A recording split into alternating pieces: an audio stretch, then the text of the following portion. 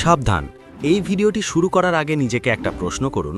আগামীকাল যদি আপনার চাকরিটা চলে যায় বা ব্যবসায় বড় লস হয়, তবে আপনার পকেটে কি এতদিন সংসার চালানোর মতো টাকা আছে, নাকি আপনাকেও 10 দিনের মাথায় কারো কাছে হাত পাততে হবে? পরিসংখ্যান বলছে আমাদের দেশে 90% মানুষ, হ্যাঁ 90% মানুষ সারা জীবন গাধার মতো খাটার পরেও শেষ বয়সে গিয়ে নিঃস্ব হয়ে যায়। কেন জানেন?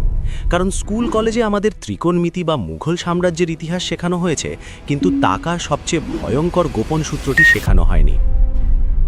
আপনি কি জানেন আপনার পাশের ফ্ল্যাটের সেই সাধারণ দেখতে ছেলেটি যে আপনার চেয়ে কম বেতন পায়, সে হয়তো আগামী 5 বছরেই কোটিপতি হতে যাচ্ছে, আর আপনি ঋণের জালে আটকে হাবুডুবু খাবেন? পার্থক্যটা কোনো লটারির টিকিট নয়, পার্থক্যটা হলো একটা মাত্র গোপন কোড, 50-30-20 রুল। আজকের এই ভিডিওতে আমি আপনাদের হাতে সেই জাদুর চাবিটা তুলে দেব, যেটা ব্যবহার করে আপনি জিরো থেকে হিরো হতে পারবেন। আগামী 8 মিনিটে আমরা শুধু থিওরি কপচাবো না, আমরা দেখব কিভাবে আপনার বর্তমান বেতন বা আয়কে এই গোপন সূত্রের মাধ্যমে মাত্র 5 বছরেই ফিনান্সিয়াল ফ্রিডম বা আর্থিক স্বাধীনতা অর্জন করা যায়। তাই সিট বেল্ট বেঁধে নিন, কারণ আজকের এই ভিডিওটি আপনার জীবনের মোড় ঘুরিয়ে দিতে পারে। চলুন গল্পের ছলে বিষয়টা বোঝা যাক। ধরুন আমাদের গল্পের নায়ক রাহিম মাসে 50,000 টাকা বেতন পায়। সে মনে করে আরে অনেক টাকা, দেদারসে খরচ করি। সে দামি ফ্ল্যাটে থাকে, প্রতি উইকেন্ডে রেস্টুরেন্টে খায়, আইফোনের লেটেস্ট মডেল পকেটে নিয়ে ঘোরে। কিন্তু মাস শেষে তার সেভিংস জিরো, উল্টো ক্রেডিট কার্ডের বিলের বোঝা ঘাড়ে। অন্যদিকে তার বন্ধু করিম, যে কিনা মাসে মাত্র 20,000 টাকা আয় করে, কিন্তু 5 বছর পর দেখা গেল করিম একটা ফ্ল্যাট বুকিং দিয়েছে, আর রাহিম এখনও ভাড়ার টাকা জোগাড় করতে হিমশিম খাচ্ছে। পার্থক্যটা কোথায়? পার্থক্যটা হলো করিম অজান্তেই 50-30-20 রুল ফলো করেছে। এখন প্রশ্ন হলো, এই রুলটা আসলে কি?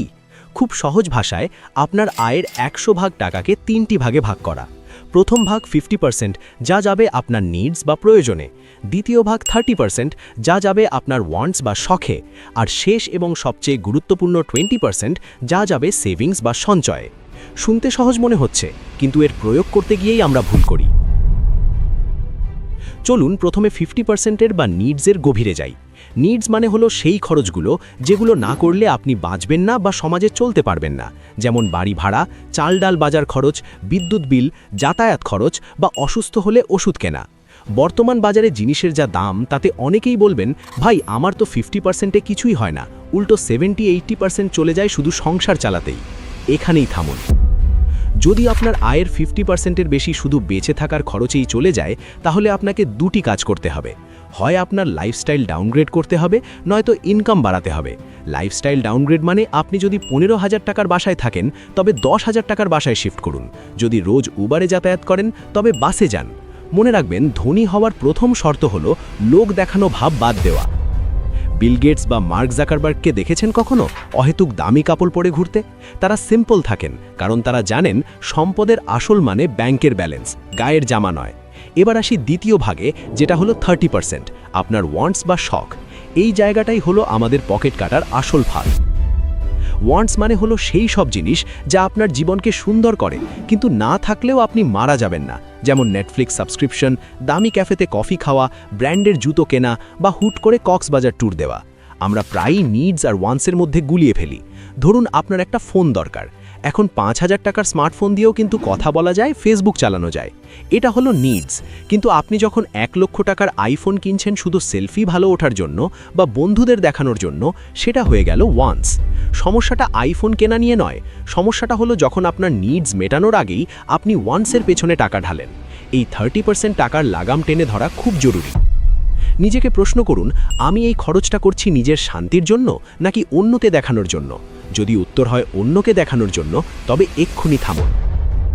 এই 30% টাকা যদি আপনি কন্ট্রোল করতে পারেন, তবেই আপনি 20% সঞ্চয়ের ধাপে যেতে পারবেন।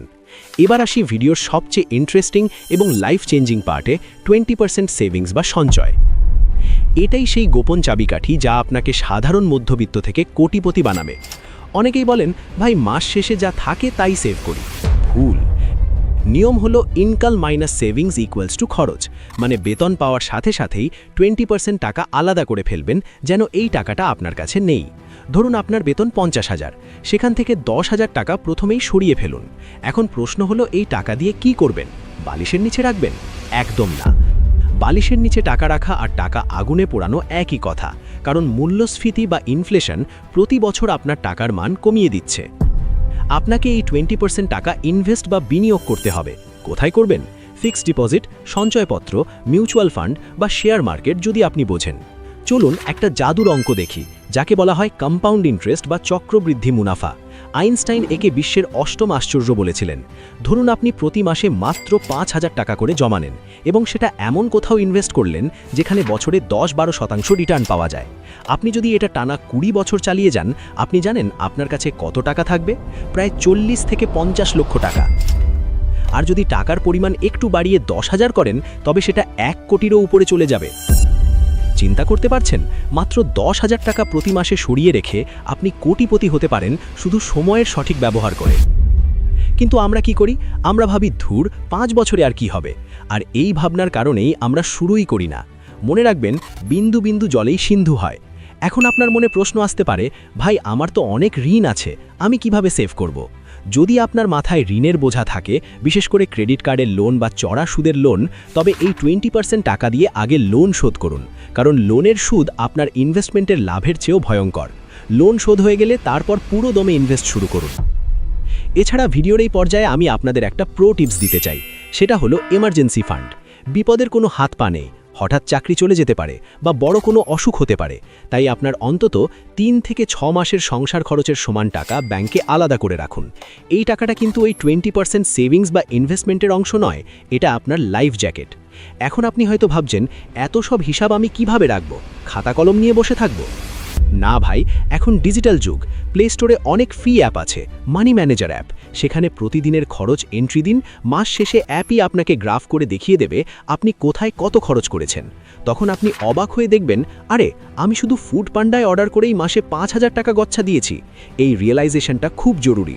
বন্ধুরা, ধনী হওয়া কোনো রকেট সায়েন্স নয়, এটা হলো ডিসিপ্লিন। 50-30-20 রুল আপনাকে সেই ডিসিপ্লিনটাই শেখায়। এটা স্কুলে শেখানো হয় না, কারণ আমাদের শিক্ষা ব্যবস্থা আমাদের ভালো কর্মচারী বানাতে চায়, ভালো ইনভেস্টর নয়। কিন্তু আজ আপনি এটা জানলেন। এখন চয়েস আপনার। আপনি কি আগামী 5 বছরও এভাবেই কাটিয়ে দেবেন, নাকি আজ থেকেই আপনার আয়ের 50-30-20 ভাগ করে ভবিষ্যতের দিকে পা বাড়াবেন? মনে রাখবেন, গাছ লাগানোর সবচেয়ে ভালো সময় ছিল 20 বছর আগে, আর দ্বিতীয় সবচেয়ে ভালো সময় হলো আজ। তাই আজই শুরু করুন। আপনার পকেটের প্রতিটি টাকার হিসাব রাখুন, টাকা আপনার হিসাব রাখবে। আশা করি আজকের এই ভিডিওটা আপনাদের ফিনান্সিয়াল লাইফে একটা বড় পরিবর্তন আনবে। যদি মনে হয় এই তথ্যগুলো আপনার কোনো বন্ধু বা আত্মীয়ের উপকারে আসবে, তবে অবশ্যই ভিডিওটি শেয়ার করুন। আর হ্যাঁ, কমেন্টে জানান আপনার আয়ের কত শতাংশ আপনি সেভ করতে পারেন, 5, 10 নাকি 20। আমি সবার কমেন্ট পড়ব। দেখা হবে পরের ভিডিওতে। ততক্ষণ পর্যন্ত ভালো থাকুন, সুস্থ থাকুন এবং স্মার্টলি ইনভেস্ট করুন। আল্লাহ হাফেজ।